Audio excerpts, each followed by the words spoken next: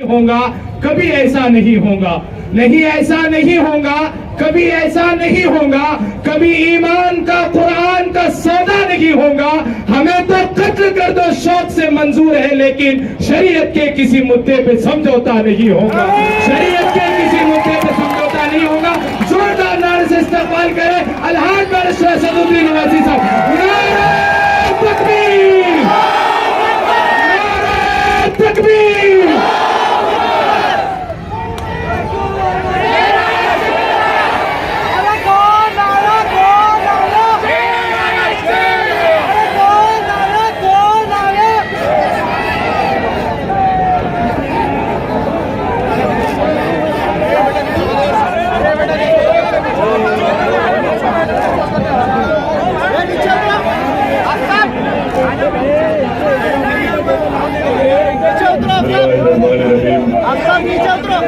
अस्सलाम वालेकुम वरहमतुल्लाहि वबरकातुहू।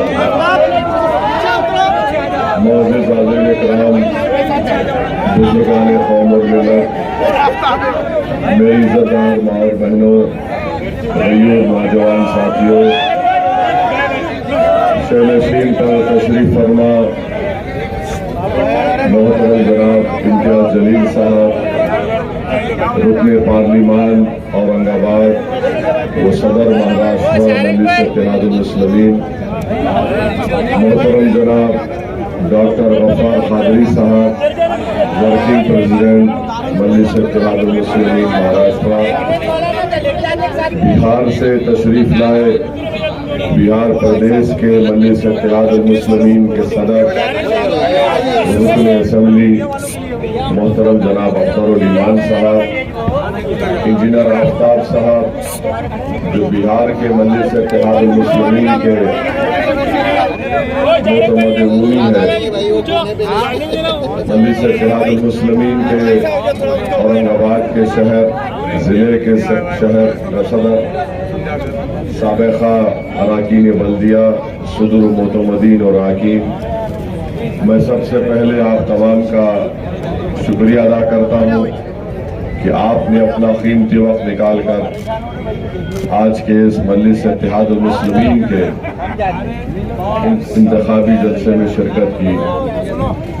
मेरे अजीज दोस्तों और बुजुर्गों, मैं जब बिहार में इंतखाबी मुहिम के लिए गया था, मेरे भाई मोहतरम जनाब अख्तरुल ईमान के लिए, तो अख्तरुल ईमान साहब की तकारीर बड़े ही बसीरत अफरोज होती है और अख्तरुल ईमान साहब की तकारीर में वो हमेशा एक शेर अपनी तकरीर के शुरुआत में कहते थे या तकरीर के अख्ताम पर कहते थे।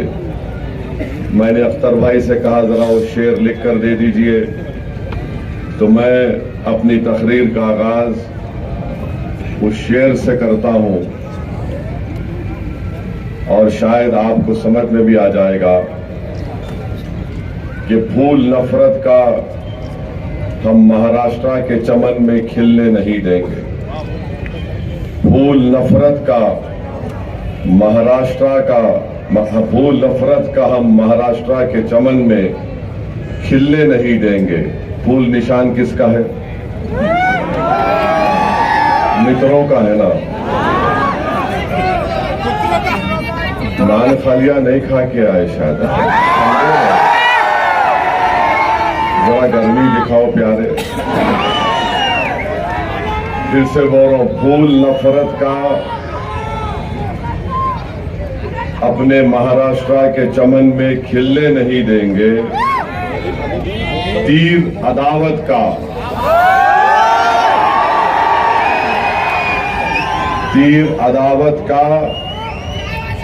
और मशाल की आग का अपनी बस्तियों में चलने नहीं देंगे।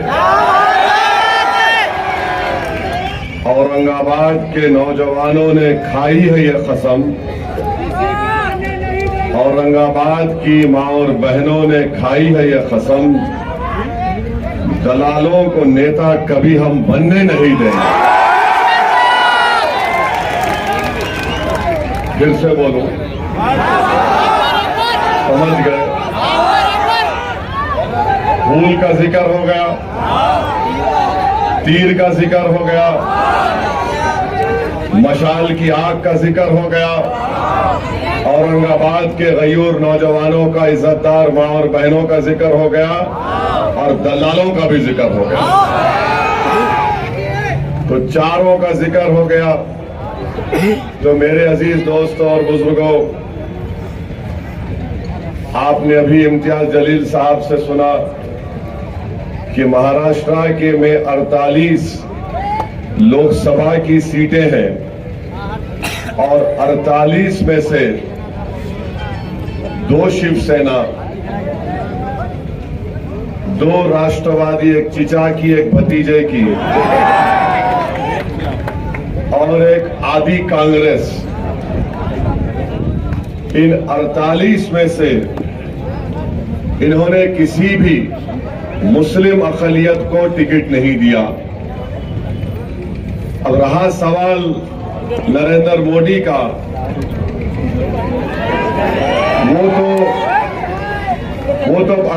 वो तो एक अजीब जबान में बात कर रहे हैं। तो 48 में से 2 राष्ट्रवादी चिचा भतीजे की, 2 शिवसेना, एक तीर अदावत का, एक मशाल जिसमें आग है और आदि कांग्रेस, एक को भी नहीं दिए। और ये मैं नहीं कह रहा हूं, बल्कि उन्हीं के इंडिया अलायंस के लोग कह रहे हैं कि महाराष्ट्र में 1 करोड़ मुसलमान है और एक को भी टिकट नहीं दिए। ये बात आपको सोचना है, औरंगाबाद की आवाम को, कि जो पार्टी 48 में से 1 को टिकट नहीं दे सकती, वो किस बुनियाद पर औरंगाबाद को आकर कह रही है कि इम्तियाज जलील को हराओ। किस बुनियाद पर वो आकर कह रहे हैं कि इम्तियाज जलील दोबारा यहां से कामयाब ना हो। मैं आपके दरमियान में खड़े होकर कह रहा हूं कि 30 साल के एक लंबे अरसे के बाद आपका इत्तेहाद, आपका सियासी शऊर, आपकी मेहनत और आपकी इज्जत नफ्स ने, जो आपने मुत्तहदा अपने के कोर्ट का इस्तेमाल मजलिस इत्तेहादुल मुस्लिमीन के लिए इस्तेमाल किया, 30 साल के बाद इम्तियाज जलील कामयाब हुआ, तो ये तमाम एक हो गए। 2 शिवसेना, 2 राष्ट्रवादी, बीजेपी और आदि कांग्रेस के 48 में क्या रिजल्ट आता 47 में परवाह नहीं, मगर यहां से इम्तियाज जलील नहीं जीतना। तो मालूम हुआ कि सबका एक ही मकसद है कि महाराष्ट्र के सब चुनाव एक तरफ, मगर औरंगाबाद से इम्तियाज जलील कामयाब ना हो। तो मेरी आपसे गुजारिश है कि जब दुश्मन और मुखालिफ ताकतें मुत्तहिद हो चुकी हैं कि आपको कामयाबी से रोका जाए। इम्तियाज जलील एक शख्सियत नहीं है, इम्तियाज जलील एक नाम है, मगर वो इम्तियाज जलील आप तमाम है।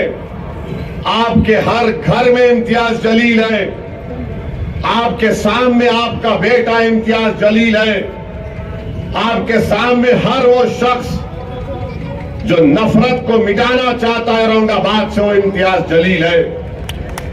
हर वो शख्स जो हिंदू मुस्लिम इत्तेहाद को मजबूत करना चाहता, वो इम्तियाज जलील है। जो दलितों को जुल्म से बचाना चाहता, वो इम्तियाज जलील है। जो दंगरों को उनका मुकाम दिलाना चाहता, वो इम्तियाज जलील है। जो मराठाओं को उनका इंसाफ दिलाना चाहता, वो इम्तियाज जलील है।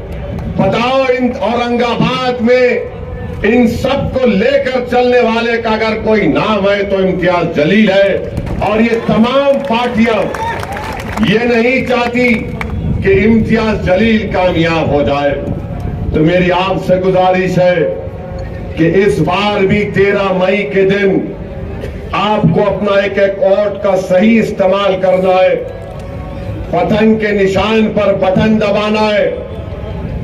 तीर अदावत का आग जो मशाल में है, इनको शिकस्त देना है। और आपने जो तारीख बनाई थी, उस तारीखी सफर को आपको जारी और सारी रखना है। और चौथी बात यह है कि ये जो शिवसेना का उम्मीदवार क्या कहता था, 30 साल 21 साल एमपी था, कहता था क्या खान या बान, क्या बान होना? खान या बान।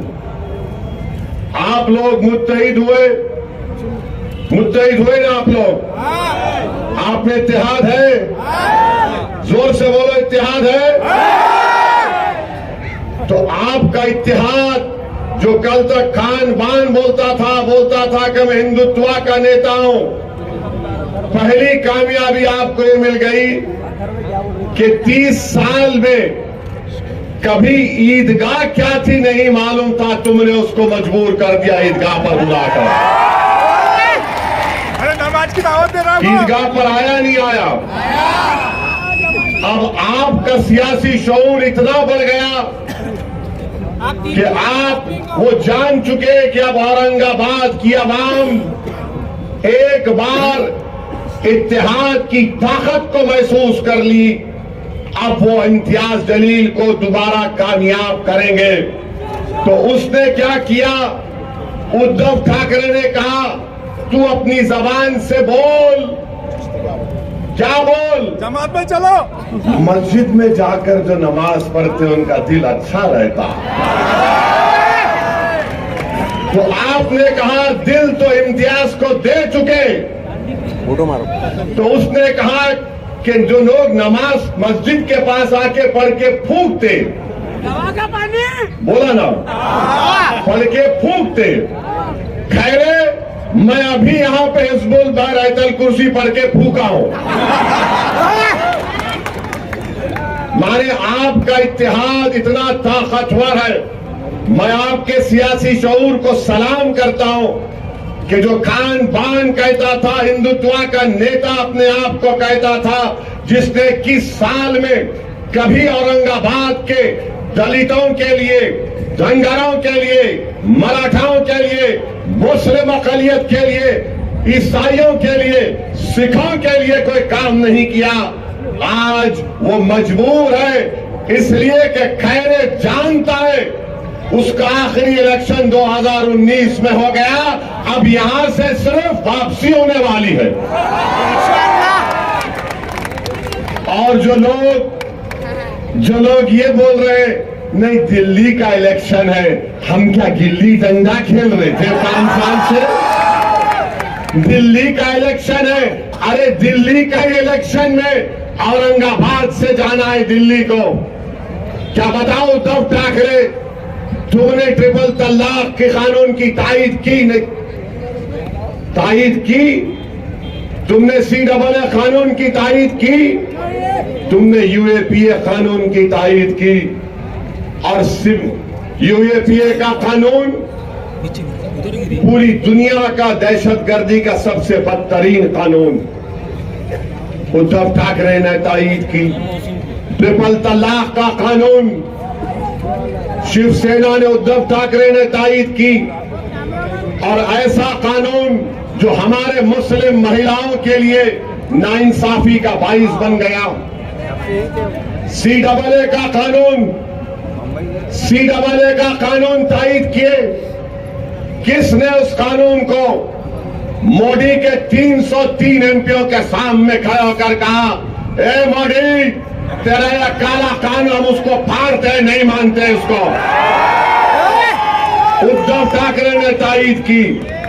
अच्छा खैरे बोलते मस्जिद की बड़ी तारीफ कर रहा खैरे, तो बोल खैरे, मैं पूरी आवाम की तरफ से बोल रहा हूं, 6 दिसंबर तूने गुनाह किया था या नहीं किया था? बोल बोल।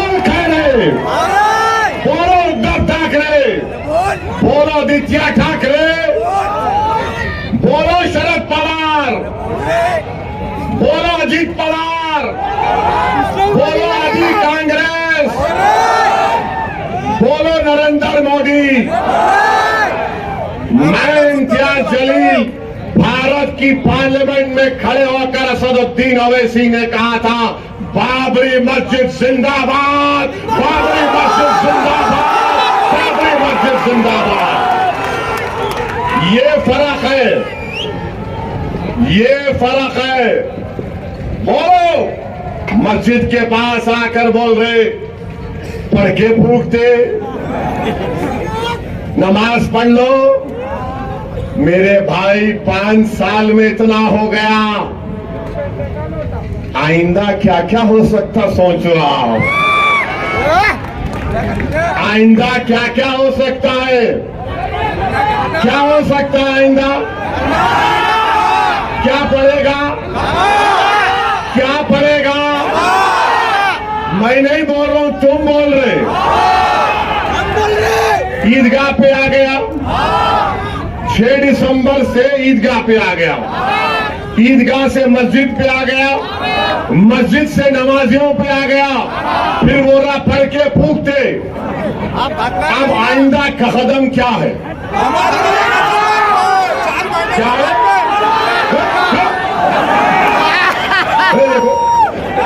अरे वो नहीं बोल रहा, वो नहीं बोल रहा, वो मैं बोल रहा नहीं। क्या है ये? खतरनाक है तुम लोग। नहीं,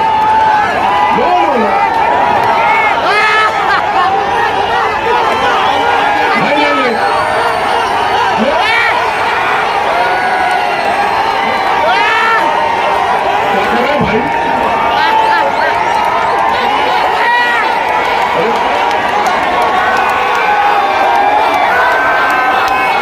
अरे तुम लोग क्या करने वाले? 13 तारीख के दिन, अब सुनो, 13 तारीख के दिन जो कटिंग करेगा उसको क्या करेंगे? जो कटिंग करना चाह रहे उनको आप जो है वोट, कटिंग से मतलब वोट, ज्यादा उसमें नहीं जाना। मैं ऐसा आदमी नहीं हूं, अभी तक नान खलिया नहीं खिलाए मेरे को। खिलाने के बाद क्या हो सकता है मेरे को नहीं मालूम। तो सुनिए, अभी टाइम जा, अरे ठहरो, आखिर में करेंगे पूरा ऑपरेशन। कल भी तो जल्द से, अभी से पूरी बैटिंग कर लिए तो कैसा? तो आपको मैं बता रहा हूं कि 48 लोकसभा की सीट में से जो नए नए सेक्युलर बने हैं उद्धव ठाकरे, अब वो टिकट नहीं देते।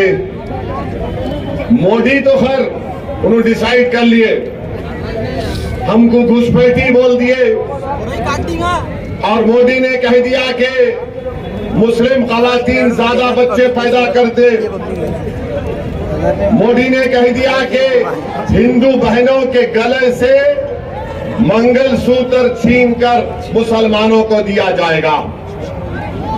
मेरे भाई एक बात समझो, जिस दिन उद्धव ठाकरे को मुख्यमंत्री बनने की कुर्सी मिल जाएगी, जिस दिन उद्धव ठाकरे को अपने बेटे की पॉलिटिकल फ्यूचर की तमानियत मिल जाएगी, उस दिन उद्धव ठाकरे सबको भूल जाएंगे।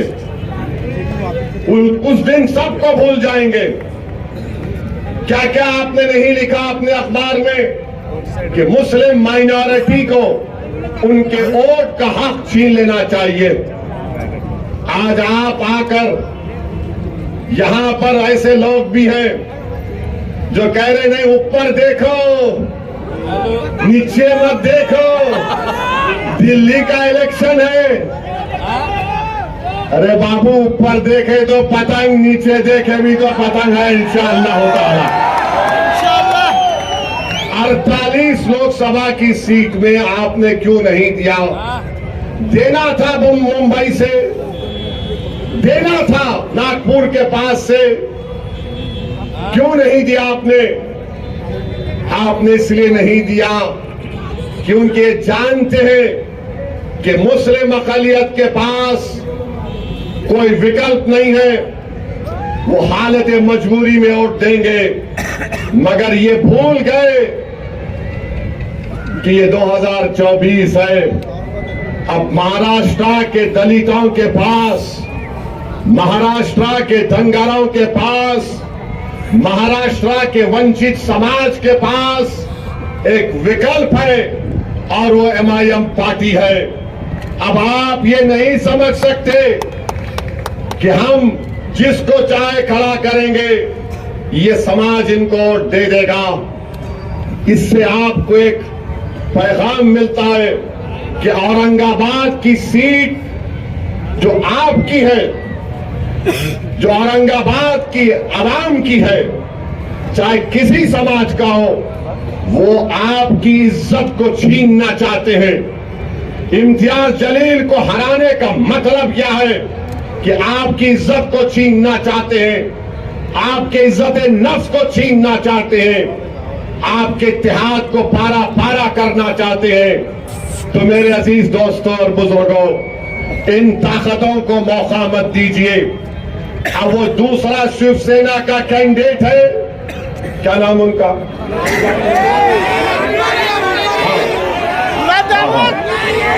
नाम है उनका, अरे नाम है, बहुत नाम है उनका।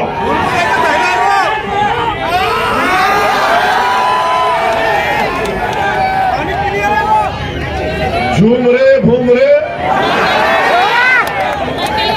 झूम बराबर झूम।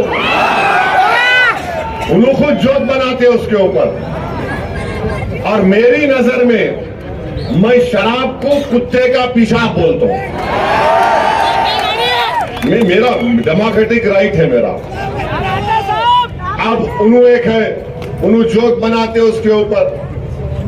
मेरे भाई एक तरफ घूम रहे और झूम रहे, दूसरी तरफ खैरे,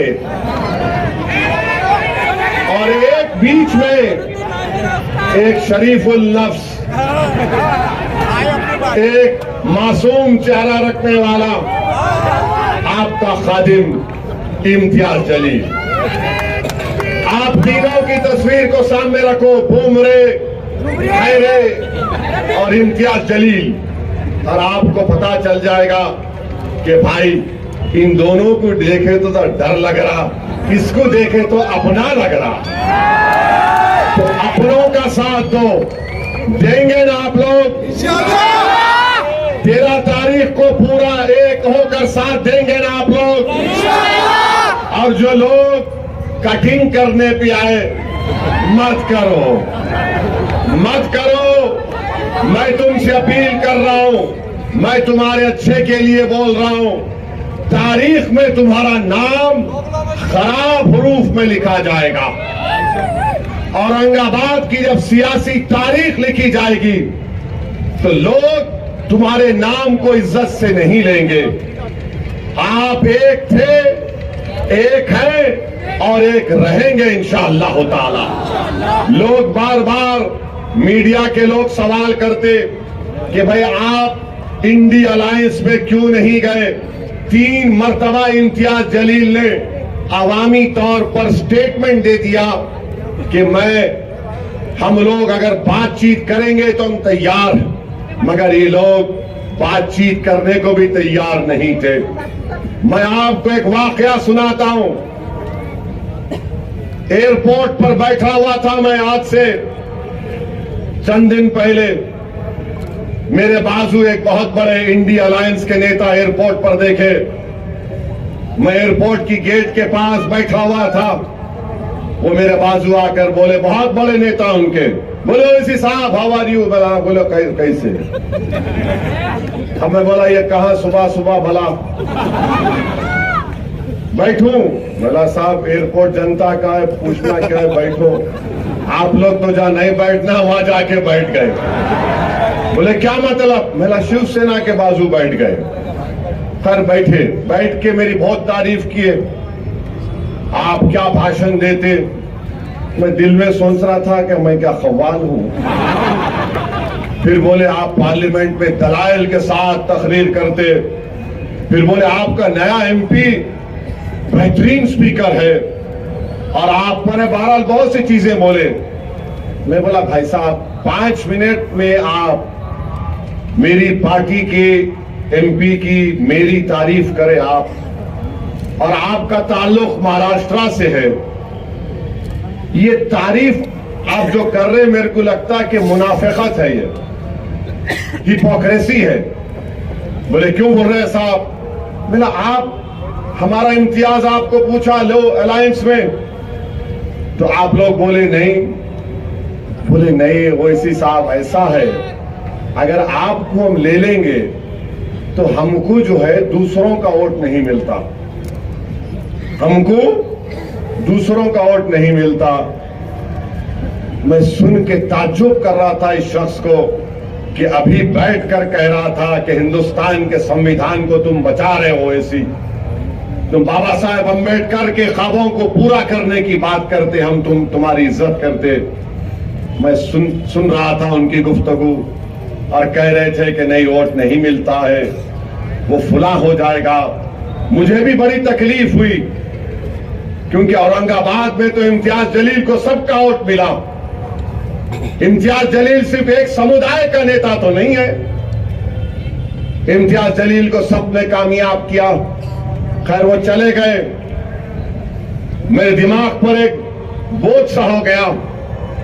मैं अल्लाह से दुआ कर रहा था कि अल्लाह ये सब बातें मुझे सुनना पड़ता परवरदिगार।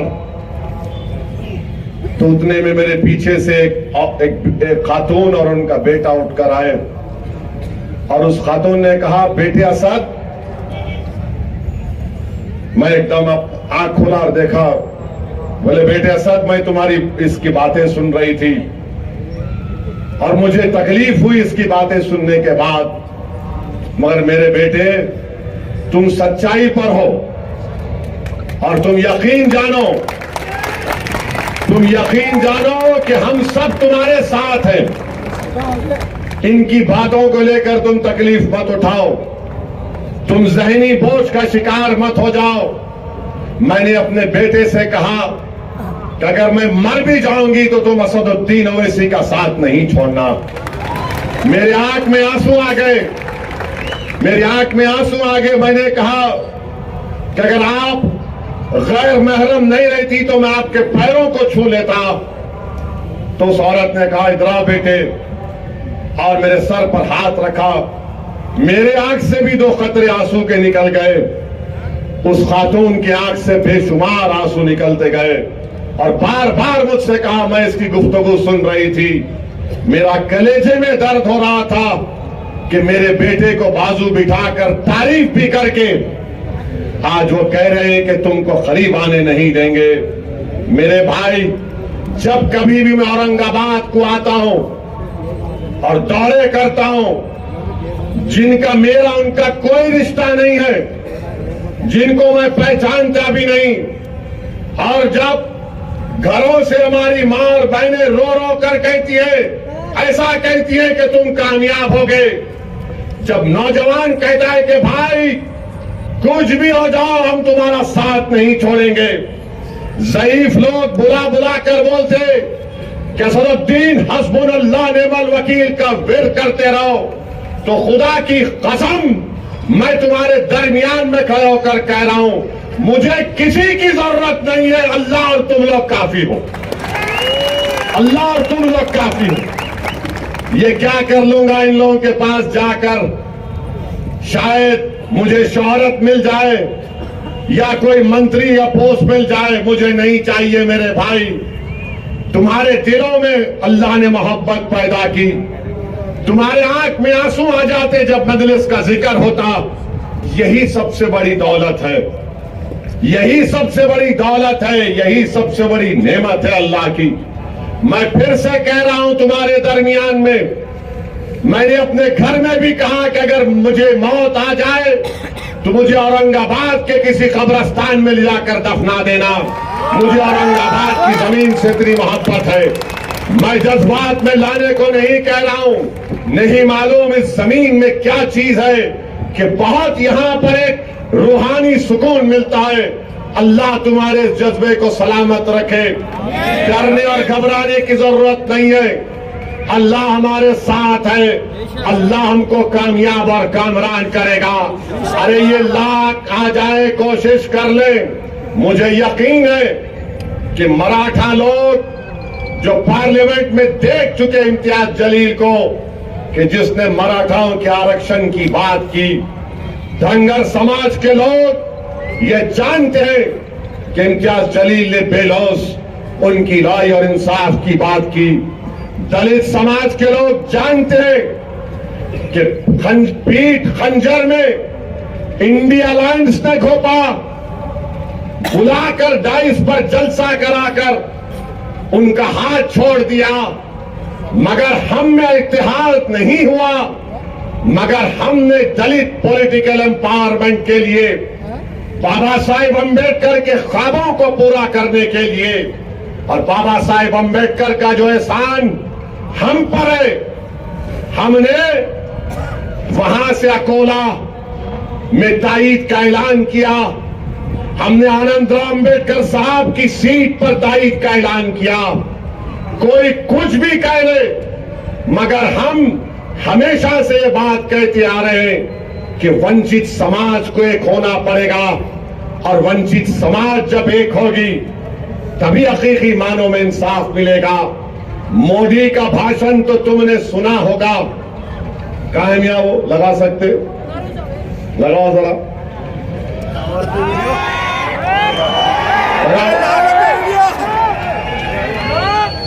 जल्दी चाउश, जल्दी लगाओ। सुनो मोदी ने क्या कहा, सुनो आप, सुनो मोदी ने क्या कहा, सुनो आप। क्योंकि जब मैं बोलना शुरू करा तो हमारे दुश्मना शुरू हो गए, इन्हों जज्बाती बात कर रहे, बहरे हैं पूरे, सुने नहीं आता सच्चाई इनको। लगाओ लगाओ। उनकी सरकार थी, उन्होंने कहा था, सुनो, देश की संपत्ति पर पहला अधिकार मुसलमानों का है। इसका मतलब ये संपत्ति इकट्ठी करके किसको बांटेंगे? जिनके ज्यादा बच्चे हैं उनको बांटेंगे, घुसपैठियों को बांटेंगे। क्या आपकी मेहनत की कमाई का पैसा घुसपैठियों को दिया जाएगा?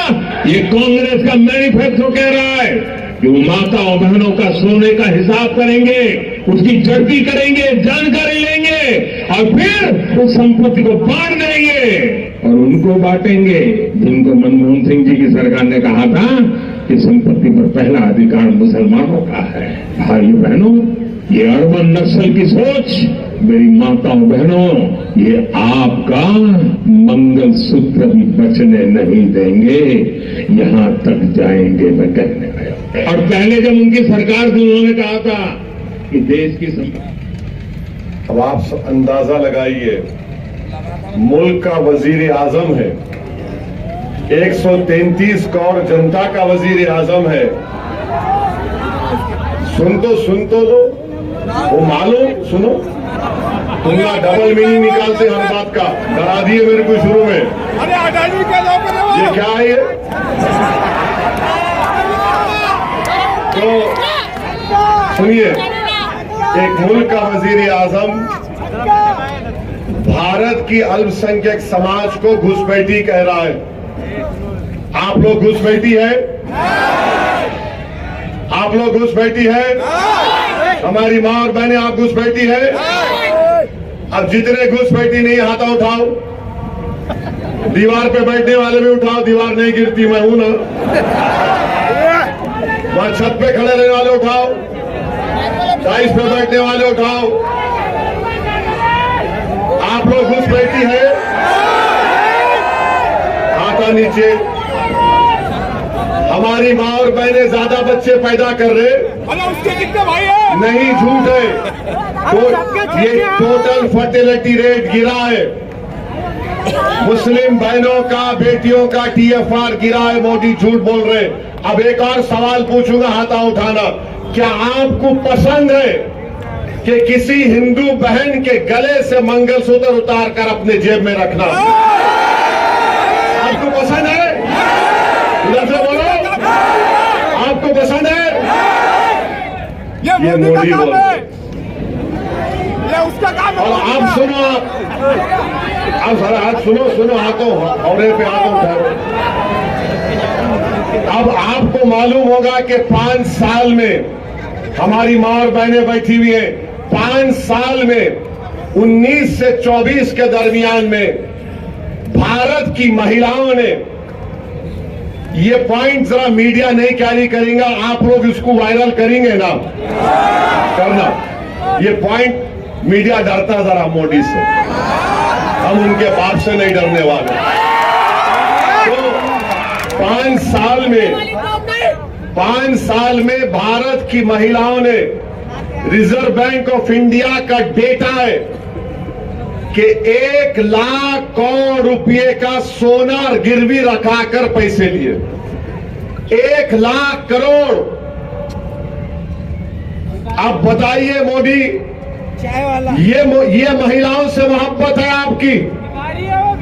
1 लाख करोड़ अगर कोई महिला, कोई खातून जेवर अगर गिरवी रखाती है तो उसके कलेजे पर, दिल पर पत्थर रखकर रखाती है, क्योंकि एक तो या तो उसकी मां की या खानदान की एक निशानी होती, दूसरा वो सोना रखते अपनी औलाद की बेटी की शादी के लिए, और जब गिरवी रखाते तो किसी का एक्सीडेंट हो गया, शादी कराना है या बच्चे को बाहर भिजाना है या कहीं फीस देना है, नरेंद्र मोदी 1 लाख करोड़ का सोना गिरवी रखा है महिलाओं ने। मेरे अजीज दोस्तों और बुजुर्गों, मगर मोदी कहते हमको जिहादी। आप लोग जिहादी हैं? जिहादी हैं आप लोग? मेरे को तो दिन रात बोलते रहते, मगर आवाम को गाली देना एक देश का वजीर आजम है। आप बताइए मेरे अजीज दोस्तों और बुजुर्गों, क्या मुल्क का हाल नरेंद्र मोदी कर दिए? आप बताइए, कल अगर CAA NPR NRC होगा तो क्या उद्धव ठाकरे आकर ठहरेंगे औरंगाबाद में?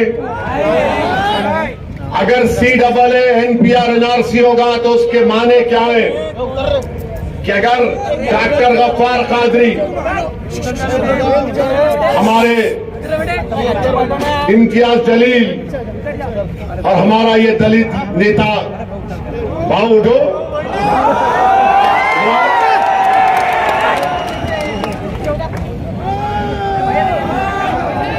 बहुत अच्छा है।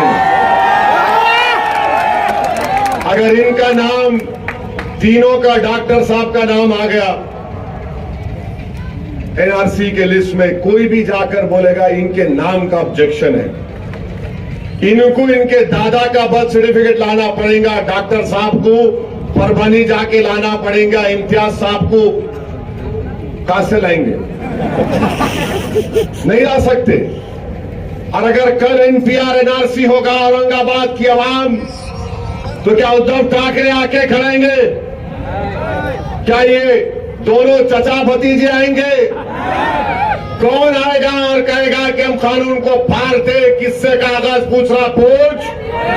असदुद्दीन अवैसी, इम्तियाज जलील आएंगे। CAA NPR के खिलाफ हमने कानून को फाड़ दिया था। मेरे भाई सोचो, इस बात को आपको सोचना है। 13 तारीख को जब वोट डालने जाएंगे, मेरी इन तमाम बातों पर गौर करिए। और ये जो देशभक्ति की बात ये RSS के लोग करते हैं, ये देशभक्ति की बात ये दोनों शिवसेना वाले करते हैं। अरे बताओ, चीन 2000 स्क्वायर किलोमीटर पर कब्जा करके बैठा हुआ है, ना मोदी के मुंह से निकलता है चीन, ना RSS की जबान से निकलता है। कितने मर्तबा हमने पुकार पुकार कर कहा कि चीन कब्जा करके बैठ गया, मगर मोदी कुछ बोलते नहीं है। मगर मोदी बोलेंगे बच्चे पैदा कर रहे। अच्छा, बाय द वे, मोदी के खुद 6 भाई हैं, अमित शाह के 6 बहनें हैं, गोलमाल करके इधर देखो, यहाँ है कुछ भी नहीं है इधर। गोलमाल करके 11 पैदा किए उनके डैडी, और इल्जाम हम पे लगा रहे। तो मेरे भाई, एक शेर आपके सामने रखकर, बल्कि 2-3 शेर हैं। एक हैदराबाद के एक मजाहिया शायर थे, मोइन बंबू नाम था उनका। तो मोइन बंबू बोले, काम नहीं होने के क्यों करने को जा रहे चीचा, भीगी बारूद को तुम आग लगा रहे चीचा, मोटे शीशे की छड़ी आंख पे ऐनक, फिर भी नजरे शीला की जवानी पे लगा रहे चीचा। ये मैं नहीं बोला, ये मोइन बंबू बोले। हाँ, एक बात अब ये सुनो आप, ये मजे का है बहुत, ये काफी हिट हो गया। ये एक हैदराबाद के दखन के एक मजाहिया शायर थे, उनका नाम क्या था, नाम है हरी सिंह। अब समझ जाना किसको बोल रहा हूं मैं, मेरा साथ देना। अम्मा बाबा को भूल गया हो रे, सारी जनता को हौला बना रहा, हिंदू मुसलमान को लड़ा रहा, शादी करके जोरू को भगाता, एनआरसी बोल के हमको डराता, बार बार बाहर के दौरे करता, जनता के पैसे बर्बाद करता, कातिल और जानियों को छोड़ता, बेगुनाहों को कैद करता, मंगलसूत्रों की झूठी अफवाह उड़ाता, गरीब लोगों को मजाक उड़ाता, लोगों को तकलीफ देके खुश होता, चौकीदार बन के उछल रहा, अपनी औकात भूल गया। अब आप 13 तारीख को मेरे को आके नहीं बोलना पड़ेगा, अरे हो रे कहाँ है रे। तो आप लोग सब 13 तारीख को औरंगाबाद की फिजाओं में क्या नजर आएगा,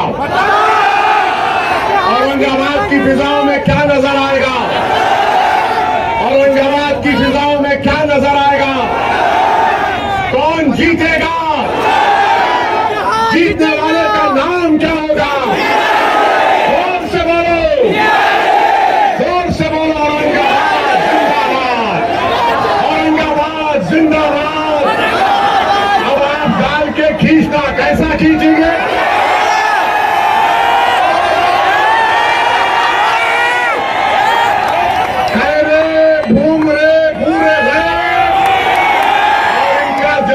कामयाब करिए।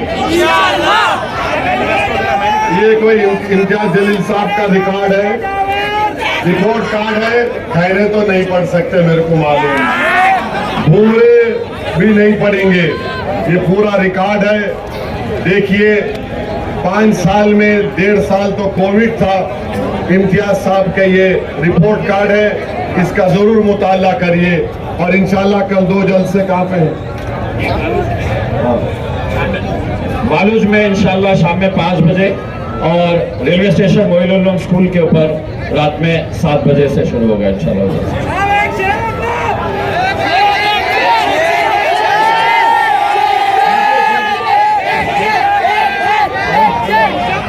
बटन नंबर 7 है, और बटन नंबर 7 पे दबा के बटन दबाइए, पता नहीं क्या होता है। हाँ, हो गया, कितना बार